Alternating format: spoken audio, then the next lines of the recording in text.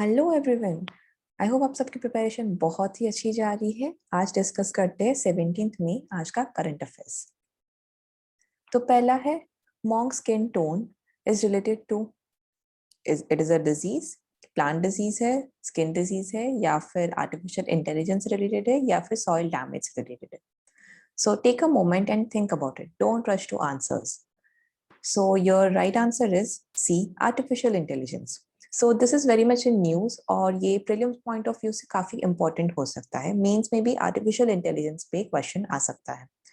तो गूगल ने इंट्रोड्यूस किया है 10 shade Monk scale tone to support inclusive product and research across industry.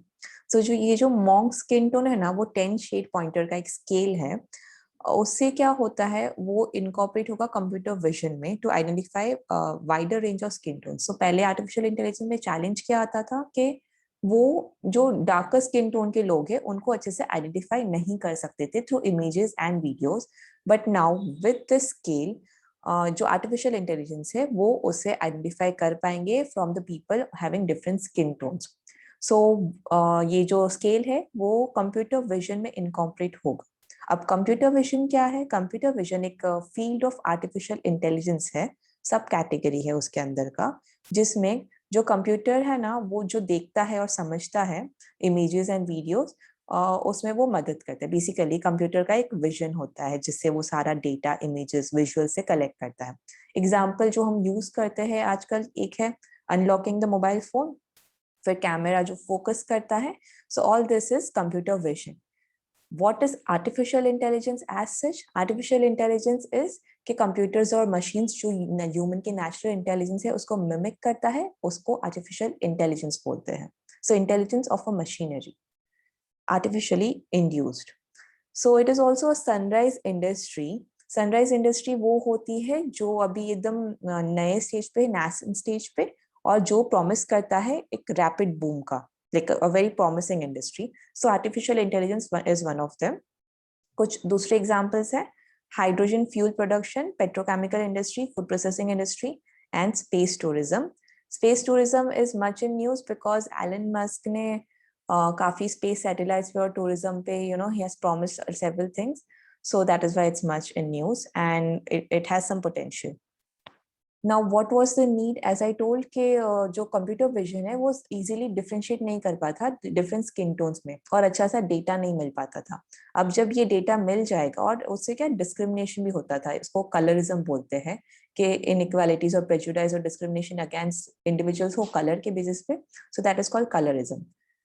तो उस पर डेटा अच्छे से नहीं मिलता था। अब ये इनकॉर्पोरेट करने के बाद क्या होगा, अगर आप गूगल पे सर्च करोगे तो आपके स्किन टोन के अकॉर्डिंग आपको प्रोडक्ट्स दिखाएगा, आपके हेयर कलर के अकॉर्डिंग आपको प्रोडक्ट्स दिखाएगा। सो ये सारे डेटा वहां पे काम लगते हैं। दूसरे इनिशिएटिव्स है कलरिज्म के अगेंस्ट। जॉनसन एंड जॉनसन एक बैंडेज अलग अलग स्किन टोन्स में निकाली थी to have a more inclusive bandage. फिर advertising standards council of India ने 2014 में गाइडलाइंस रिलीज की थी on the advertisements of skin lightening products. और मोर रिसेंटली इन 2020 है ना, जो फेयर एंड लवली प्रोडक्ट है उसको रीनेम किया गया था glow and lovely. So these was some of the information. Mostly it is important from prelims point of view, and from mains you need to know कि artificial intelligence क्या है, उसका pros and cons क्या है, what is the future ahead, and what is the potential, what promises it makes.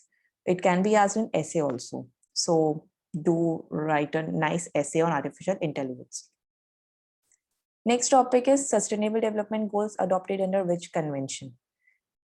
So first is Paris, फिर Rio +20, Vienna Convention and Kigali Agreement. So think about it. इसका अच्छे से series आपके दिमाग में होना चाहिए, पहले कौन सा कन्वेंशन था, उसमें क्या हुआ, फिर कौन सा आया, फिर कौन सा आया. It's very important to know that flow. So answer here is Paris Agreement. Paris agreement में 2015 में ये कन्वेंशन अडॉप्ट, ये सस्टेनेबल डेवलपमेंट गोल्स अडॉप्ट हुए थे। 17 गोल्स थे और 169 टारगेट्स थे, right.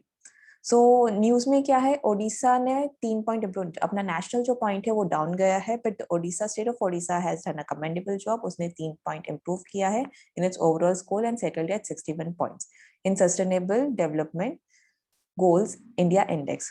So what is the India index? वो 2018 में नीति आयोग ने लॉन्च किया था to overlook implementation of sustainable development goals of United Nations. सो जो भी उसको स्कोर दिया गया है 0 to 100 में 4 कैटेगरीज में सारे स्टेट्स और यूटीज को डिवाइड किया गया था, और मोस्टली सारे स्टेट्स परफॉर्मर, फ्रंट रनर और अचीवर्स, अचीवर में कोई नहीं है, परफॉर्मर एंड फ्रंट रनर में आए हैं। एस्पिरेंट और जो इतना लो परफॉर्मिंग कोई स्टेट्स नहीं। So intended nationally determined contributions are the goals which India has put forward. They are not legally binding, but again international standing में affect करता है। तो जो goals है ये है कि improve उनका करेंगे emission intensity of its GDP by 33 to 35% by 2030 below the 2005 level. So what is the emission intensity? जो भी emissions है greenhouse gases का, उसको पर कैपिटा जीडीपी पे मेजर किया गया है, उसको एमिशन इंटेंसिटी बोलते हैं। सो जो हमारा 2005 में जो एमिशन इंटेंसिटी था उसका वो 33 to 35% कम करेंगे। That is the whole target. फिर the share of non fossil fuels based electricity उसको इंक्रीज करेंगे। वो तो हमारा इलेक्ट्रिक व्हीकल्स का वो सब चल ही रहा है। So India is working on it. Even emission intensity last year he around 28% तो हमने ऑलरेडी कम कर दिया था। और enhance our forest cover which will absorb 2.5 to 3 billion tons of carbon dioxide by 2030. So these are our INDC, intended nationally determined contribution.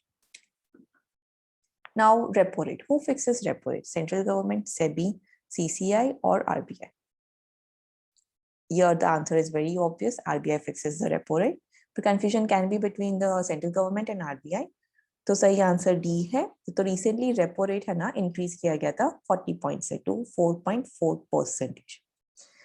Now what is repo rate? It is very interesting tool of monetary policy. यहाँ पे it's a fixed interest rate at which the RBI provides overnight liquidity to banks. तो ये एक rate है जो इस पे RBI पैसे कमर्शियल बैंक्स को लेंड करता है। तो जब रेपो रेट हाई होता है, जैसे अब इंक्रीज किया है, तो इकोनॉमी में मनी सप्लाई कम होगा, और जब रेपो रेट कम होता है तो मनी सप्लाई हाई होगा। क्यों? बिकॉज अगर इंटरेस्ट रेट ज्यादा है तो बैंक 10 बार सोचेगी लोन लेने से पहले, बिकॉज उनको वो इंटरेस्ट पे करना है। और अगर इंटरेस्ट रेट कम है, जिस इंटरेस्ट पे आरबीआई उनको पैसे दे रही है, तो then it will be free ना, banks will take more and more money and और फिर वो इकोनॉमी में डाल देंगे, right? So the function of repo rate is to control the money supply within the economy, because उसके बढ़ने से या कम होने से मनी सप्लाई में असर हो रहा है, and liquidity with in the banking system भी वो रेगुलेट करता है। तो रेपो रेट और रिवर्स रेपो रेट में एक बार कंपैरिजन देख लेते हैं।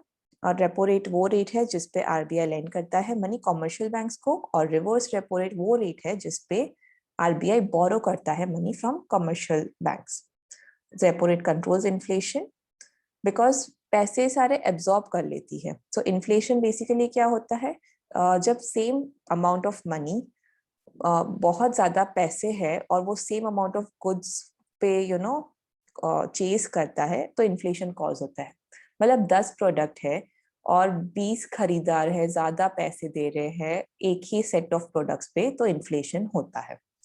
तो अब पैसे ही नहीं हो तो इन्फ्लेशन कंट्रोल कर सकते हैं। रिवर्स रेपो रेट में controls the money supply.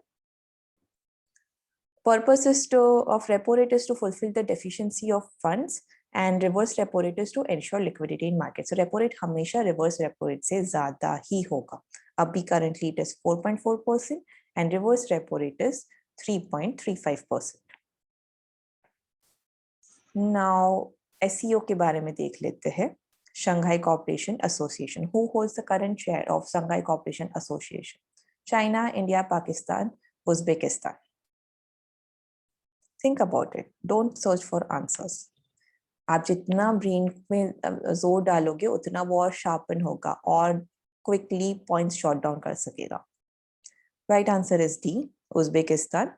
So what's in news? जो है SEO रैट्स टॉक्स है ना, begin in Delhi this year. India will assume its chairperson in SEO RATS mechanism, और इंडिया को चेयर SEO का नेक्स्ट ईयर मिलेगा। सो करंट चेयर है उज्बेकिस्तान का, उसकी मीटिंग अक्टूबर में होगी। एंड जो रैट्स मैकेनिज्म है, that is like joint anti terror exercises, they are expected to be held in Manesar again in October. So Shanghai Cooperation Organization was announced in 2001.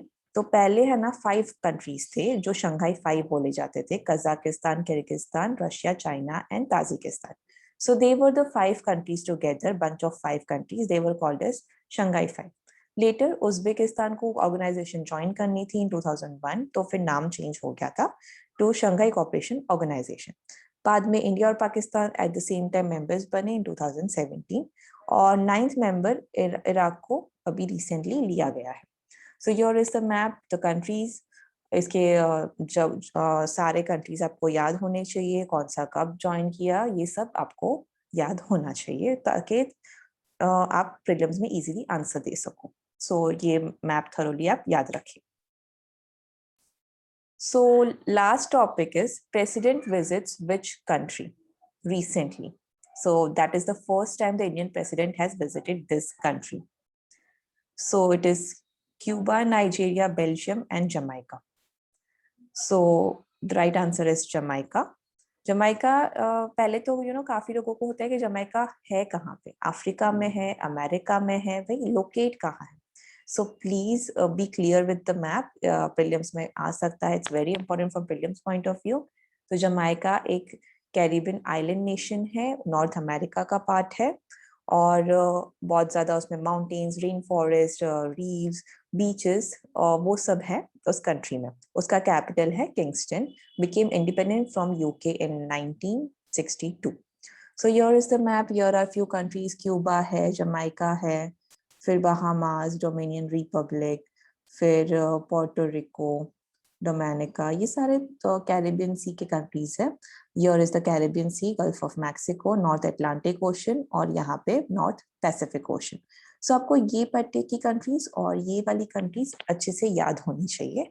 Prelims में आ सकता है कि कौन से लैटिट्यूड से क्या जा रहा है, लॉन्गिट्यूड से क्या जा रहा है, नेबरिंग कंट्रीज क्या है. So do remember, it is very important from the prelims point of view and also it's in news. हमारे प्रेसिडेंट ने अभी पहली बार ये कंट्री विजिट की है. So it's a big thing, right? So that was all for today and if you have any queries आप comment box में जरूर से लिखिए. अगर आप चाहते हैं कोई और टॉपिक पे हम वीडियो बनाए तो वो भी आप कमेंट्स में शेयर कर सकते हैं. वीडियो को लाइक करना ना भूलें और चैनल को जरूर से सब्सक्राइब कीजिए.